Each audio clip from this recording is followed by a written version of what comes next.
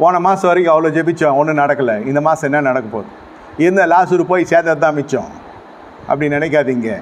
இன்னமும் உங்களுக்கு கர்த்தருடைய சமூகத்தில் உங்களிடத்தில் கர்த்தர் எதிர்பார்க்குற காரியம் என்ன? அவரோடு நடக்கிற பொழுது தான் உனக்கு அற்புதம். வீட்டில் இருந்தால் அற்புதம் இல்லை.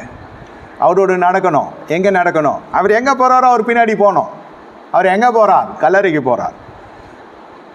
லாசரு கற்களை அகற்றுங்கள்னு சொல்கிறார். ஒருத்திக்கு ஹார்ட் அட்டாக்கே வர மாதிரி ஆயிடுச்சு. ஐயோ, இது எப்படி இருக்கும் இந்த விஷயம்?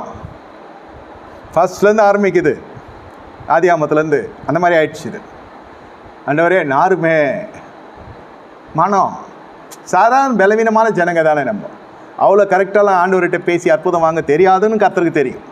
நம்ம பலவீனம் என்னன்னு தெரியும். நமக்கு அவ்வளோ ஞானம் இல்லைன்னு தெரியும். உங்கள் ஞானத்தாலோ பலத்தினாலோ கர்த்தர் அற்புதம் செய்வார் நினைத்தீர்களோ அது பெரிய, அது போல் ஒரு அபத்தம் வேறு எதுவுமே இல்லை. ஞானமும் இல்லை, பலனும் இல்லை, மனதிடனும் இல்லை.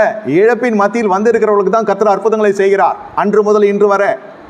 இதில் நடக்கக்கூடாத காரியம் என்னவென்று கேட்டால், கல்லறை வரைக்கும் போகிறதுக்கு அந்த ஒரு பலன் வரணும். வீட்டில் இருக்கிற ஒரே ஆம்பளை துணை எழுந்துட்டு வீட்டில் இருக்கிற பெரிய நங்கூரம் போய்விட்டது, சம்பாதித்து கொடுக்குற மனுஷனாக இருப்பான். 2 தங்கைகளுக்கோ சகோதரிமார்களுக்கோ ஒரு பாதுகாவலனாக வந்திருப்பான்.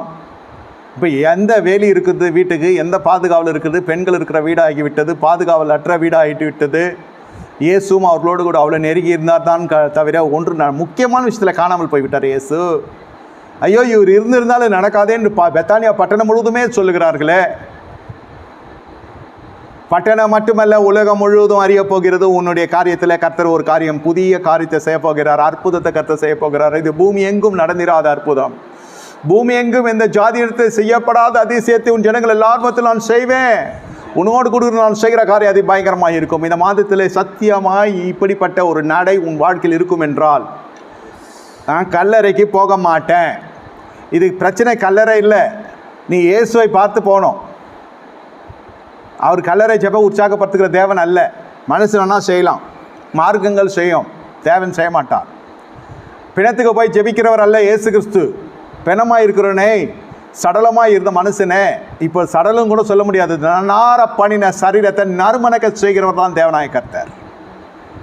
உங்களுக்கு அற்புதம் நீங்கள் நினைக்கிற திசையில் இல்லை. ஆனால் அதே சமயத்தில் சுடுகாட்டில் தான் அற்புதம்னு நான் சொல்ல வரல.